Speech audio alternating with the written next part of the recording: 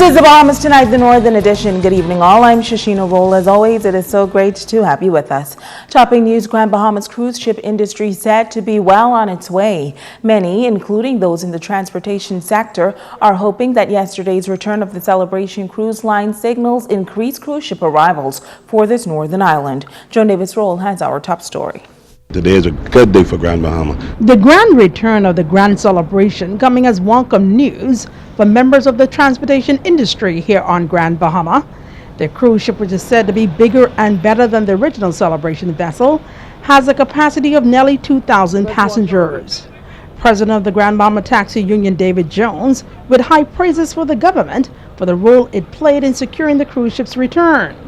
The union leader says his membership is thrilled about the Celebration's 6-year contract to sail to Grand Bahama on a weekly basis. The Celebration would have been taken by basically most of the tour operators. But the Prime Minister made a statement that the new business coming to this island would be shared 50-50 for the taxi drivers. So we expecting our fair share. We intend to do our part. We're here to treat the guests good and make sure everything goes real well today. With more mega vessels like the Celebration plying our waters, Jones believed that the Grand Bahama economy could bounce back. We welcome the Grand Celebration, and we hope it benefit the entire island, not only the cab drivers. Taxi drivers say the increased business is good once they can get their fair share of the economic pie. Very exciting, very exciting. It's so exciting. I mean, it's just breathtaking just to see the size of the ship. And everyone that is coming off with a smile, and so we look forward to great things happening with this new Celebration. Well, I feel good. I always welcome the tourists coming to Grand Bahama because we need it. The island here is basically on life water, and anything that can inject positive loads, anything from the taxi drivers to the hoteliers, the straw workers, everybody that works in Port Lucay in the transportation business, hospitality business, we welcome it as taxi drivers. I've noticed now that the government is doing some things. They promised to bring this boat in and the other one, and of course, it's reality. We have it. 50-50 across the board, and across the Bahamas, all taxi drivers can live. That's it. Joan Davis Roll, ZNS Network News. Persons conducting events for the purposes of public entertainment, which will generate income from ticket sales and other revenue-related activities, must apply to the VAT Comptroller for registration before advertising the activities. Now, this advisory coming from the Ministry of Finance's Value-Added Tax or VAT Department. Such public entertainment activities include sporting events, cultural events, dinner parties, and balls. A promoter includes nonprofit organizations, religious organizations, and charities. Applicants must complete the normal registration form along with Form 41 notification of a public entertainment event at least 48 hours before the event is advertised. A bond is required to secure the anticipated VAT. VAT returns should be filed 7 calendar days following the completion of the activity. Grand Bahama to host an international conference for customs officials later this year. It is viewed as yet another opportunity to showcase Freeport as a destination for events and conference, which is said to be a growing sector in the tourism industry. Italia Hall has more. The World Customs Organization has chosen the island of Grand Bahama to host its 2015 World Customs Organization IT Conference and Exhibition. The party planned for May 6th through 8th is expected to attract up to 1,000 delegates from 179 different countries. The Minister for Grand Bahama, Michael Darville, says this upcoming conference will serve as a great economic opportunity for Grand Bahama. I am pleased to be a part of another international conference of this magnitude, scheduled for Grand Bahama this year, that will attract hundreds of visitors to our shore, inject much-needed financial resources into our local economy, create numerous prospects for international exposure, employment, and entrepreneurial opportunities for local residents. Therefore, on behalf of the government, the Ministry of Tourism, the Grand Bahama Port Authority, our private sector partners, and all of us from the Ministry for Grand Bahama, I would like to once again thank you for this wonderful opportunity to be a part of this prestigious International Customs IT Conference. Consultant Ayman Sheehy notes that prior to the conference, a 2-day workshop will be held for delegates from 24 countries. He says delegates are expected to stay beyond their dates of the conference for some rest and relaxation. On behalf of the WCO, we're very much looking forward to holding the event here. I think it'll be a very good location and a very interesting place to hold this particular event. And I might also add you're in very illustrious company, because this event has been held over the last 10 years in places like Kuala Lumpur, Istanbul, Brisbane, Dublin, Dubai. So you're in very good company to host this particular event. Deputy Controller of Customs William Poitier is more than grateful for this opportunity. When the Freeport was mentioned, there was no question that that is where we wanted it to be. Thirdly, I'd like to thank the Ministry of Finance, who has graciously backed us in this endeavor. And we want to thank finally all of you who I'm sure would do your part to make this effort a success. Theme for the conference is Inclusiveness Through Information Technologies, IT for an Inclusive Approach in Connecting Customs and Other Stakeholders in Inter- and Intra-Regional Trade. Italia Hall, ZNS Network News. An American man appeared in court today and charged with the murder of his father-in-law. The fatal stabbing took place early Saturday morning in the Hawksville community. Joe Davis-Roll has the details. It was under overcast skies and inclement conditions that family members of the late former educator, 70-year-old Sundiata Caramo, gathered in front of the Garden Lavardi Justice Center.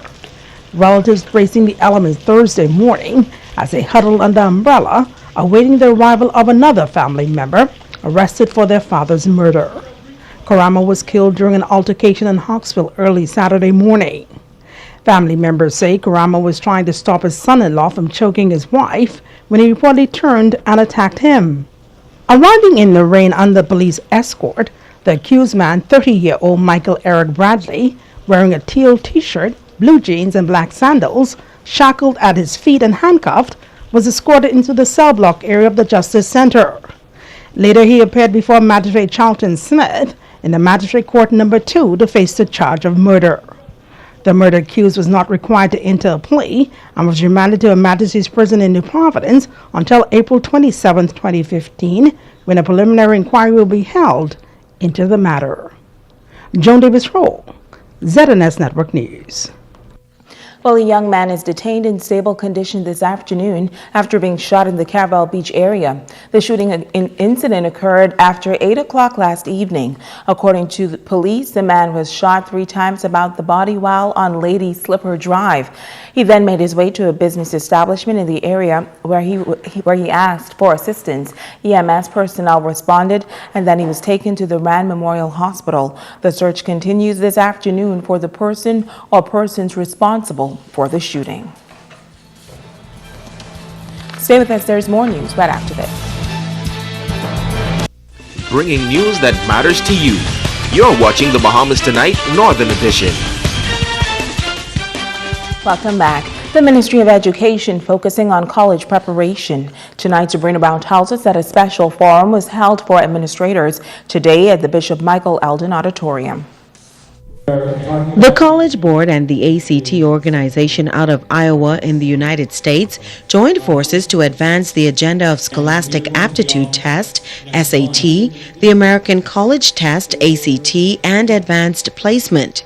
Educational consultant with the Ministry of Education, Monique Hensey, says this initiative is an effort to better prepare Bahamian students for tertiary level education. One of the newest initiatives of the Ministry of Education is to promote college readiness on a national perspective, but also there's a new arm which I head. It's the Scholarship Resource Center, and basically what this role is to go out to reach international partners, international colleges and universities from all around the world, and seek scholarship opportunities for Bahamian students. And so part of going out and seeking these scholarship opportunities, we need to ensure that our students are adequately prepared to embrace these opportunities. Vice President of International Programs at ACT, Lamar Bunce, facilitated one of the sessions. We had until now made serving more people a priority like we are now. I've been with ACT 2 years. The CEO hired me with the objective that we'd reach a broader population of people and serve more people overseas. The Bahamas is one of my choices for an early country to go to really drive that reach. and learn as well as serve more people in the process. Deputy Director of Education Sandra Etchcombe noting the significance of the seminar. This seminar this morning places us in the path of improving opportunities for all of our students, whether they are 8th grade or 9th or 12th grade. Our Minister of Education, the Honorable Jerome Fitzgerald, has a passion and is on a mission to ensure that every opportunity would cause for this improvement in education. Sabrina Brown, ZNS Network News. Well, the 16th annual Freeport City Council Junior Junkanoo Parade wrapped up over the weekend, but it is still the talk of the town. With 26 schools participating, many believe it was the best parade event. Kimberly Mullings has feedback tonight from organizers. Junior Junkanoo 2015 started promptly and ended on time, with 26 schools participating from various divisions. Culture Officer with the Ministry of Youth, Sports and Culture, Monique Leary, commended the schools, teachers, organizers, parents, and students on a job well done. There's no losers in this room. Everybody went beyond in your presentation from the beginning of the parade to the end of the parade. And I just want to once again say thank you. The Grand Bahama Junkanoo Committee was responsible for the logistics of the parade, going above and beyond to ensure Junior Junkanoo flowed smoothly. Co-chairman Kelisa Benamy says she enjoyed the effort put forth by each school to make the parade a success. The creativity was unbelievable. I mean, I didn't even have a winner. It was just so amazing. I was so taken away by all of the creativity, all of the enthusiasm of the kids. I mean, and it was amazing, and y'all did a great job. Cecil Thompson, longtime Junior Junkanoo coordinator, praised both the Ministry of Youth, Sports and Culture and the Grand Bahama Junkanoo Committee for working together to put on what he calls the best parade to date.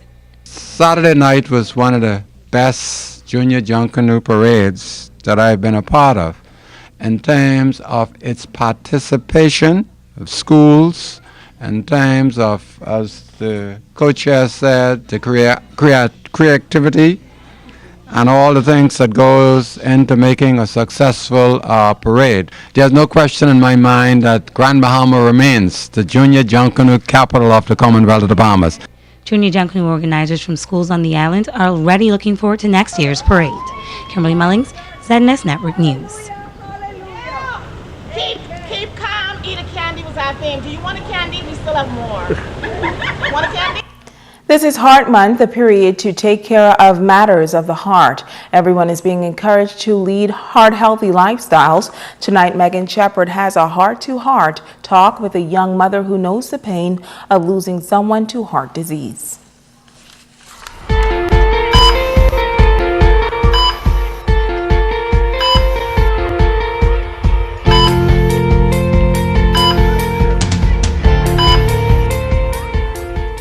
Kayshawn Martin was born in Florida on March 5, 2012 at 9 pounds to mom Rashida Pratt Martin. She says he was doing relatively well, but it was quickly discovered that something just wasn't right. 24 hours later, I learned that Kayshawn was having problems. They were not sure what it was, so doctors from Joe DiMaggio Children's Hospital were contacted. They came over on Tuesday, March 6th, that night, to have him checked out. And I later found out that night that Kayshawn had a condition called hypoplastic left heart syndrome. Hypoplastic left heart syndrome is a condition of the heart where the left side of your heart is not fully developed properly. Kayshawn was then airlifted to the Joe DiMaggio Hospital immediately, where he had to have surgery right away. He went into surgery from 8 a.m. that morning, and it was supposed to last until 1 p.m. that afternoon. Unfortunately, when they went in to do the operation, his heart was worse than they had expected, so the surgery never ended until 6 p.m. that night. His chances of survival after surgery was, let's say, a 40% chance that he would live and grow into an adult. Kayshawn was a fighter because even though they didn't expect him to last, at the end of the week, every time the doctor said this would not happen, God showed them better. Martin says her son was a fighter. Even when doctors thought he wouldn't pull through, he defied the odds. Kayshawn spent 7 weeks in hospital and was discharged to be with his mother. Martin says 1 week later, she was about to give him his scheduled medication when something about his cry just seemed different. It was then she called the paramedics. When they arrived, they checked baby Kayshawn out and he was okay. According to their stats, he was fine. They asked Mom, why did you call us? I said, because his cry, something was not right. And I insisted that they take him to the hospital. On the way to the hospital, Children's Hospital, Kayshawn went into cardiac arrest. At that moment, I just knew God was going to take my child from me. They revived him. He came to. We stopped at the nearest hospital, which was Plantation General. When we walked in there, I just knew my baby wasn't going to make it. I close my eyes and I repeat the 23rd Psalms, and I thank God for the opportunity for meeting this child that He have given me. Because of him, I've learned so much and appreciate so much more in life. Martin says this ordeal has taught her a lot about the kindness of strangers. She says while it hurts to have lost her son to heart disease, she was able to be a blessing to others through her story, as well as having others reach out to her. It's really, really been hard. Every time I see a newborn child, and especially if it's a boy, or my son wake up in the middle of the night and he goes, Mommy, I want my brother. I want to go to heaven to see him. I have to explain to him, baby, you can't go to heaven. Mommy will not have any more kids. You just have to wait. But Kayshawn will always be a part of us because he's in your heart. And anytime you need to talk to him, talk to God. But I just wish that as Grand Bahamians, we'll educate ourselves more about these heart conditions that we can occur as infants, as adults, as women carrying children. You know, just be better. Just educate yourself better. Kayshawn Martin passed away April 22nd, 2012. Megan Shepard, ZNS Network News. Touching stories, stay with us. Sports is up next, right after this.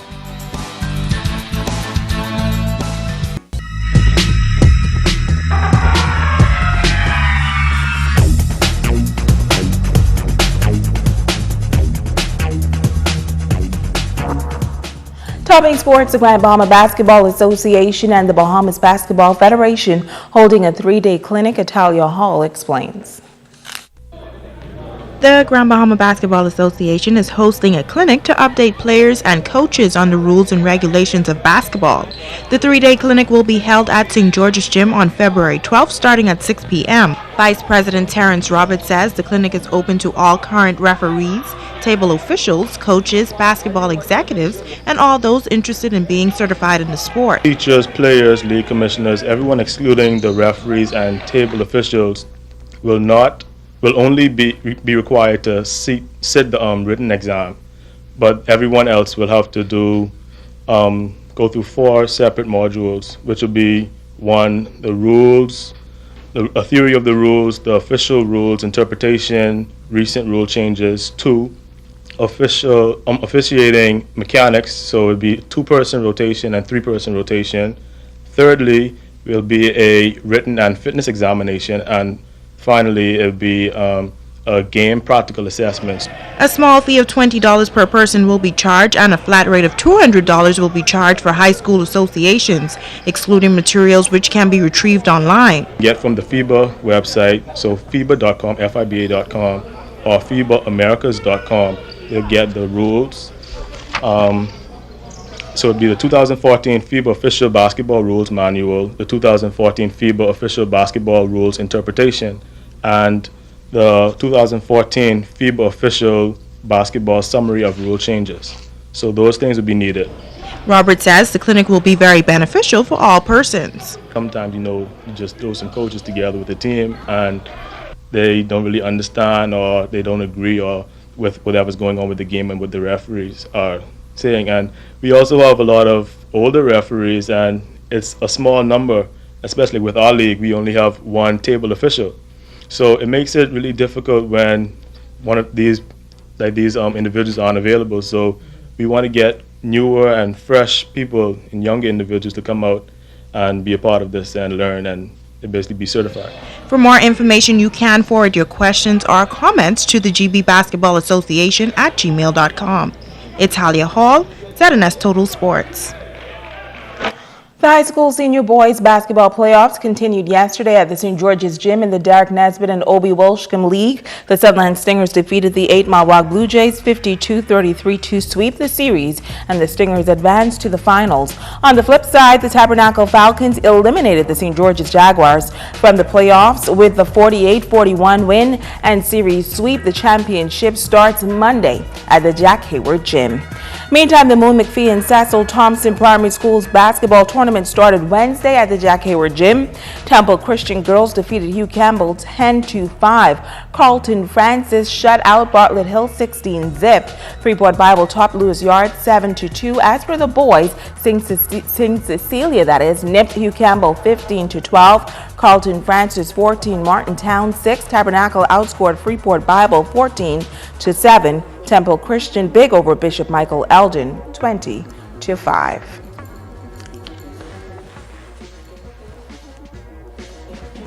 Two games played in the Grand Bahama Basketball Association. The Showtime Knights defeated the Tankers Predators 35-33 with Aaron Lavardi scoring 8 in the win. Alex Hall led all scorers with 18 in the loss. The Port Predators got by the Arawak Stars 77-62.